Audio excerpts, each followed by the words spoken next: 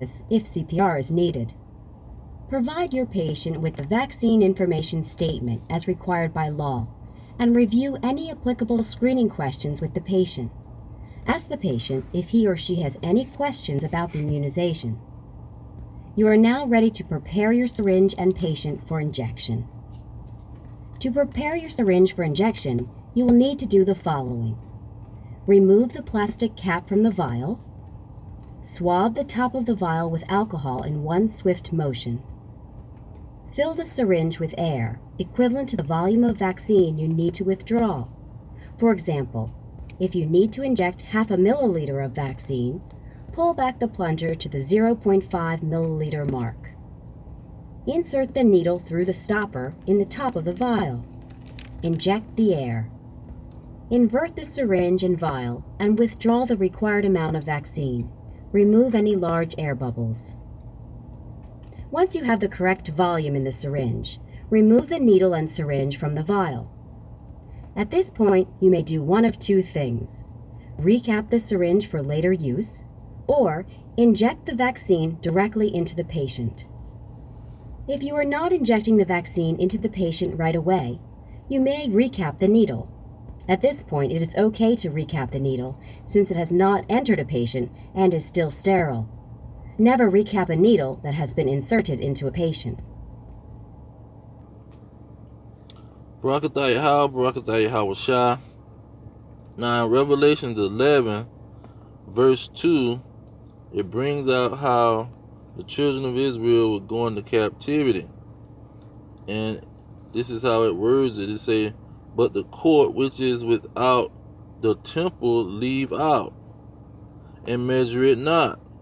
For it is given unto the Gentiles, and the holy city shall they tread under the feet and underfoot 42 months. So this temple is something you can't measure, you see. That's like when it's talk about the great crowd. No man can number. And the children of Israel is like the sand of the sea. You cannot measure it. They are the third temple. You can't measure it. And this third temple, for it is given unto the Gentile.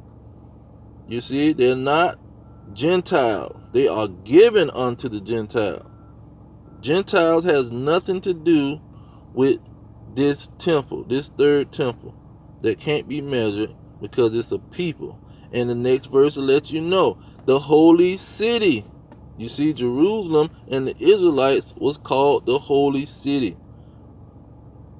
They will be trampled down. So it lets you know that the third temple is the Israelites, the people that you cannot measure. And when it said they will be given unto the Gentiles, meaning that it has nothing to do with some Gentiles. Gentiles has nothing to do with this. And this holy city, New Jerusalem, the children of Israel, will be trodden down by these Gentiles that they was given to in captivity. So once you get to verse 8, you understand that these dead bodies are the children of Israel. And it says, they shall lie in the street of the great city. Now, the children of Israel was given into captivity unto a great city. So when you get to verse 11, it say, after 3 days and a half, 350 years, from God entered into them, and the Spirit of God, the Spirit of life from God, the Spirit of life from God entered into them, and fear fell upon them and those which saw them, and then they was rescued by chariots, and the enemies beheld them. So this great city held the Israelites. But who and the Israelites was rescued from this great city. But when you get to chapter 12, it explains the great city and gives some details. It says that in verse 1, the woman with 12 crowns, she had 12 It say, upon her head a crown of 12 stars. Okay, the woman that had a crown on with 12 stars, meaning this woman had 12 tribes from the children of Israel. And from these 12 tribes, she being with child cried, travailing in birth for pain to be delivered. That means she delivered the deliverer, Yahushua, who they ignorantly call Jesus Christ.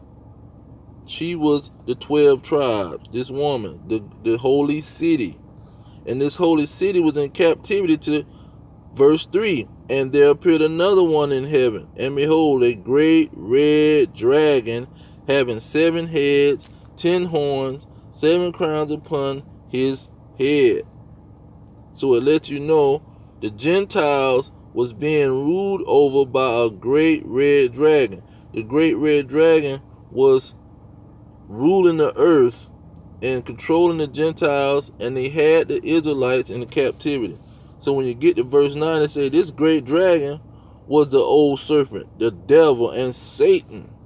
You see, that's who the red dragon ultimately is. He the adversary of the children of Israel, and he's the deceiver to the children of Israel. So once you get to chapter 13, you see what this adversary of the children of Israel and this deceiver of the children of Israel is all about. And it gives them a identification. It says that, started off, it said the beast that rose up out of the sea having 7 heads, 10 horns. That's that big red dragon.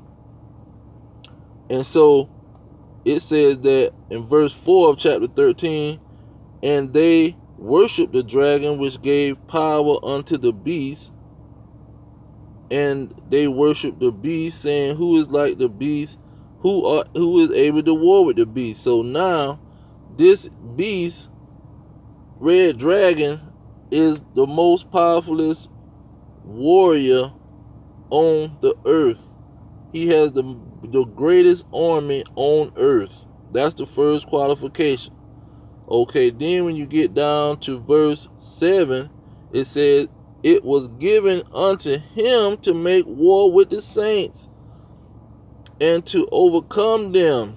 You see, and power was given to him over all the kindred, that means all the tribes of Israel, and wherever they at, whatever language they're speaking, and whatever nation they're in. That's what that's talking about. So once you understand that, then you look in history and see who can match that. But the third feature in verse 10, you have the greatest, the warrior, the army, greatest army, and they put the Israelites under them. They overcame the Israelites and put them in submission. And we know there was a major war in 1492. But in 1492, another situation happened. That's what verse 10 is all about. He that leadeth in the captivity shall go into captivity. Revelation 13:10 is the transatlantic slave trade. Who was involved? And where was these Israelites or these saints going when they went into captivity?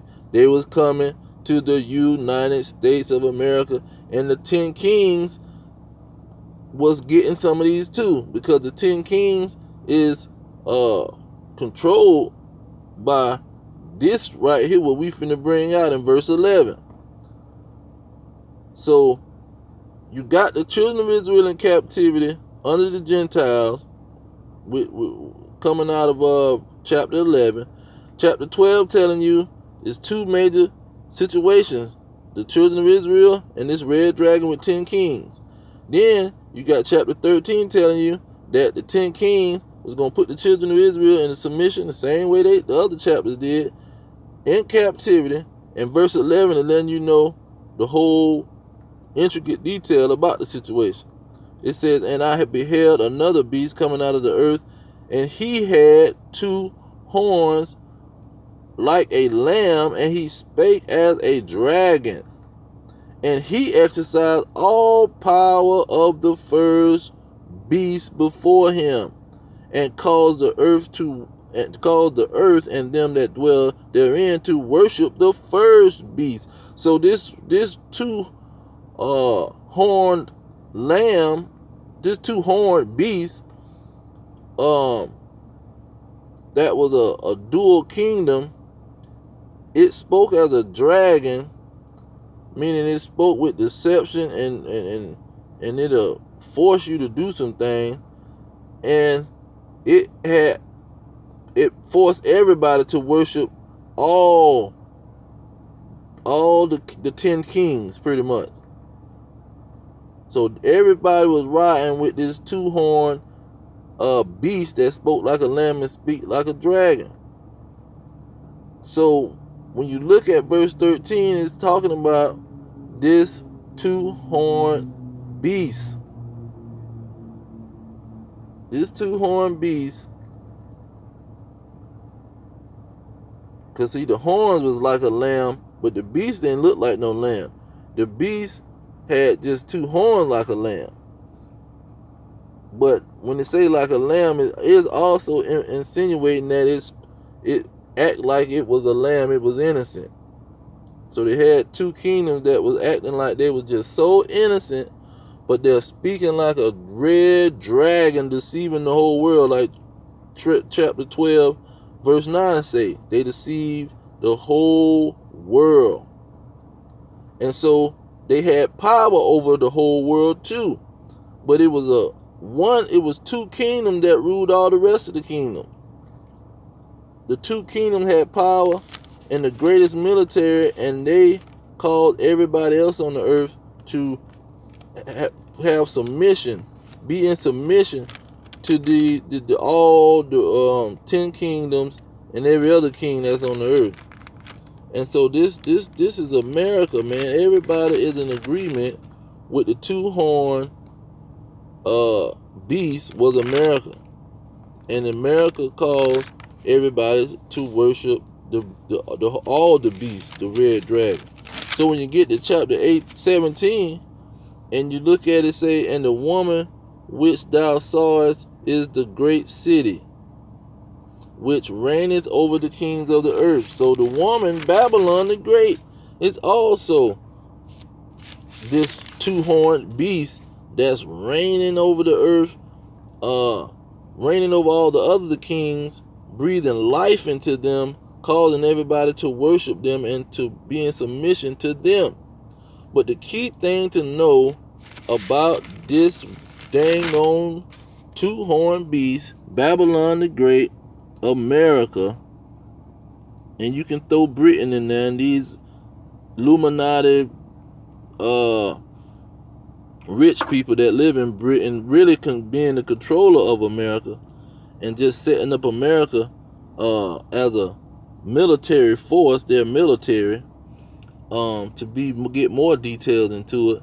But when you look at, when it gets down to 16 and 17, when it say he, that means America, called America, who breathes life into all the kings of the earth, calls all, both small and great, rich and poor, free and bond, to receive a mark in their right hand and in their forehead. Verse 17, and that no man might buy or sell save he that have the mark, know the name of the beast, know the name of his name. And so this America is pretty much the two-headed, the two-horned, lamb-like nations that speak like a dragon with deception. And then also the great city, because when you go into verse 14, it connects the great city with the two-horned lamb that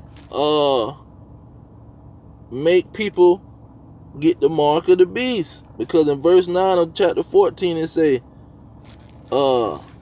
Babylon the great city, and then in verse 8 it say Babylon the great city, but it connects the two.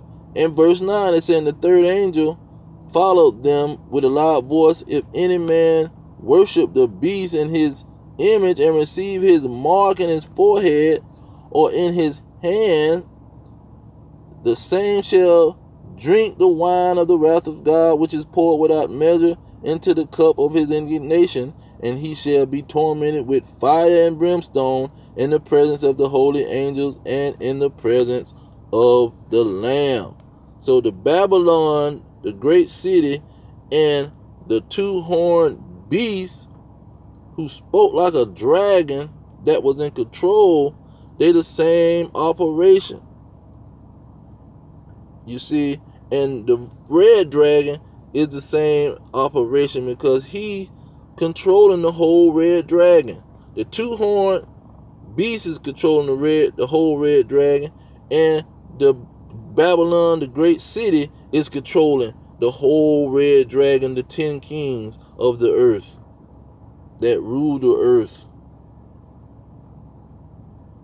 So when you look at this mark of the beast that everybody is talking about, it's only thing it's saying is these United States of America is going to breathe life into all the rest of the world and cause them to make it where these people have to do what they say concerning showing their authority and causing them to do whatever it takes where they can be in society and be able to buy and sell things. You can't be in their society if you don't obey them and do what they say. See, that's what that mark is showing, showing authority. It's about showing the authority of these beasts.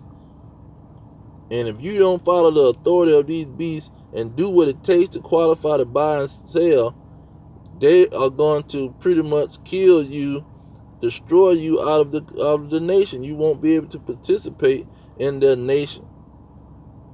So it's an ultimatum. It's them coming to you with an ultimatum and saying, do this or else. And God is telling you, if you do this, you might as well hang it up, because you now are worshiping them rather than worshiping me. And you better not receive their mark and worship them and obey them when it comes to doing something that you know is not acceptable to me. I'm going to leave it there. All praise to Yahweh, Ba'ashem Yahweh Shai, Ba'ashem Kakadash, double honor to the elders pushing the truth. Peace is the elect worldwide. The kingdom is at hand. Shalom.